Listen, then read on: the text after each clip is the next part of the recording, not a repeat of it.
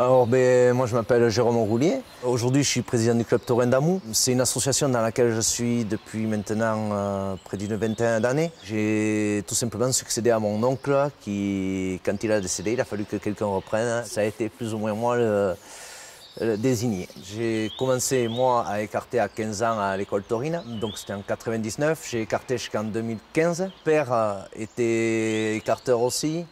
Un de mes oncles était écarteur aussi et mon oncle à qui j'ai succédé à la tête du club taurin était vacher, donc il s'occupait des vaches dans la ganaderia d'Iris. C'est une association qui a vocation à valoriser la culture taurine. Il peut y avoir des clubs taurins sans qu'il y ait d'arène.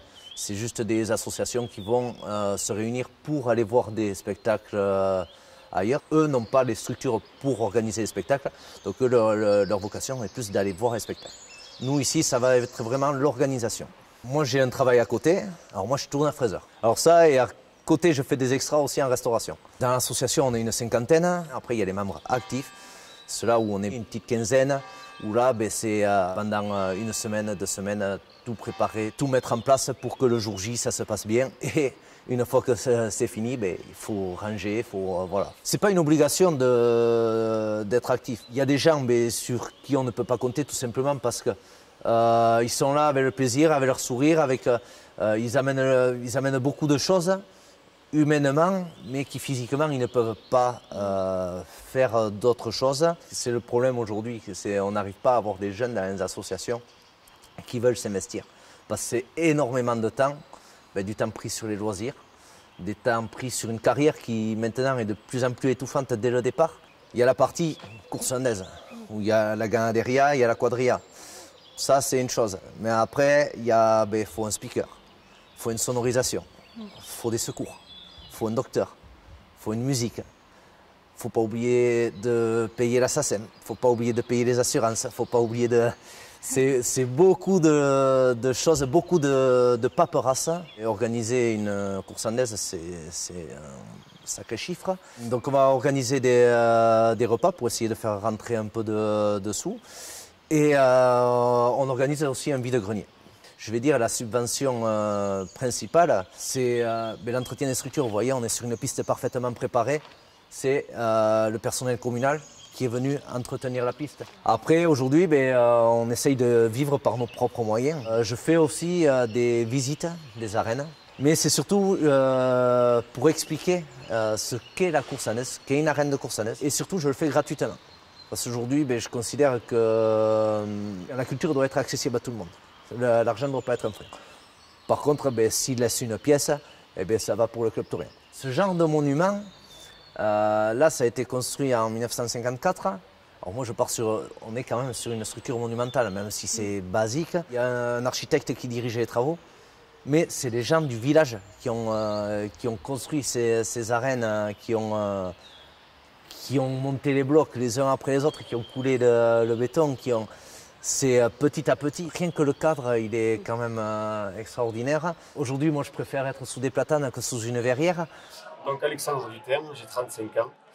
Ça fait maintenant 16 ans que je suis en piste. Donc j'ai été champion de France en 2015, il y a 10 ans maintenant. Champion des vaches sans corde de reprise. Le championnat de France en 2015, ça reste quand même une référence et un aboutissement dans une carrière d'écarteur où tout le monde court après et c'est pas donné à tout le monde.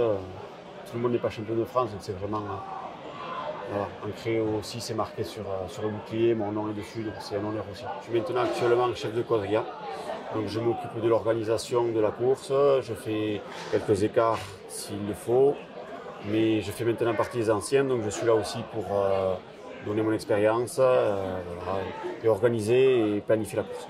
Alors, il y a 2 types d'écarts. Il y a la sortie de la vache sans corde, c'est une vache âgée de 4 ans, on va dire en moyenne. Le but, elle va sortir donc pour la première fois dans une piste. Elle n'a jamais vu une arène, sans corde, elle sort là. Et le but, c'est vraiment de l'attendre au milieu, au centre de l'arène, de la feinter avec nos jambes, simplement, et de passer au plus près, sans être bousculé, sans tomber, pour essayer de marquer le plus de points possible. Et le but après sur des vaches à corde, donc l'écart extérieur à la corde, sur le saut ou sur la feinte aussi, c'est de passer au plus près de la vache, sans tomber, sans chuter, et faire passer de l'émotion aux gens.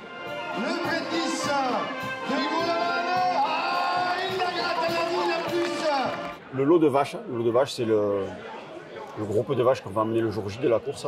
On le prépare dans la semaine, donc on les sélectionne par rapport à l'arène, par rapport à la course qu'on veut. Donc il y a 13 vaches en tout, avec une vache sans corde, une vache à sauter. Donc là, il faut savoir que c'est un sport où il n'y a pas de mise à mort. C'est des vaches qui ont une carrière, donc certaines elles ont 14-15 ans, ça fait 10 ans qu'elles courent dans l'arène. Donc elles savent exactement ce qu'elles ont à faire, elles sont rodées, c'est le jeu pour elles. Et il y a même un spectacle dans la saison, le 14 juillet, où on élu la Corne d'Or, c'est la meilleure vache qu'il y a dans le circuit de Formel. Alors ici, on est dans la région des Pyrénées, nous dans les Landes, ici il y a des arènes partout dans les villages. Depuis que je suis tout petit, je vois des courses landaises. Voilà. Et le boléro, les paillettes m'ont fait rêver, m'ont fait rêver tout simplement. Là, dernièrement, on a subi une méconnaissance complète du monde politique à notre égard, à travers l'URSSAF. Aujourd'hui, plus de courses andaises, comme j'ai expliqué, plus de sociétés musicales de tous les 3 villages. C'est dommage, surtout qu'on ait une culture qu'il n'y a nulle part ailleurs, qui fait qu'il y a une... comment dire, la synergie qu'il y a autour de cette culture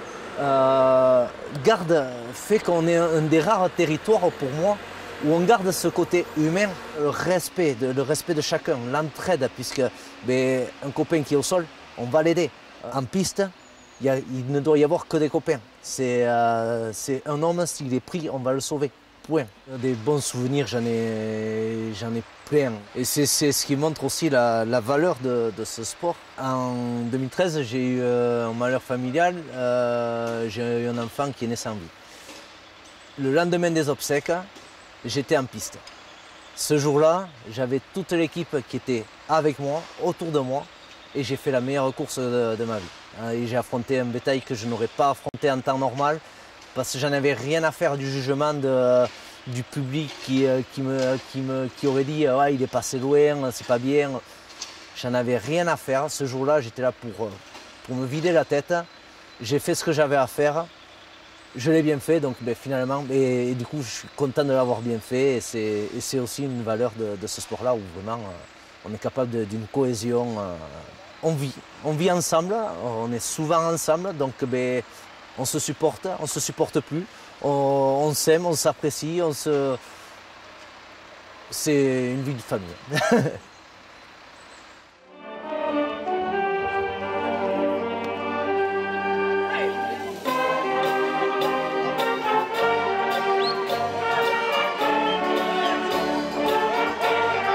Julien avec toujours le bras depuis les langes. Ah, il y a c'est dommage pour Julien. Voilà, si tu peux Julien. Ah, on peut saluer l'engagement de l'écarteur des arrivants.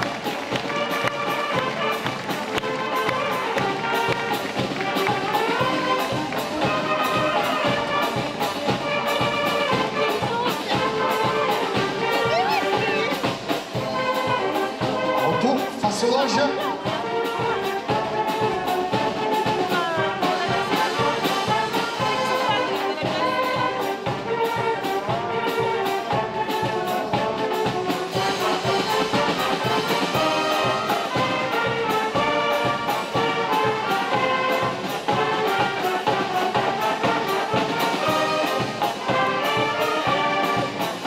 Et à son tour, il va saluer Didier Morne.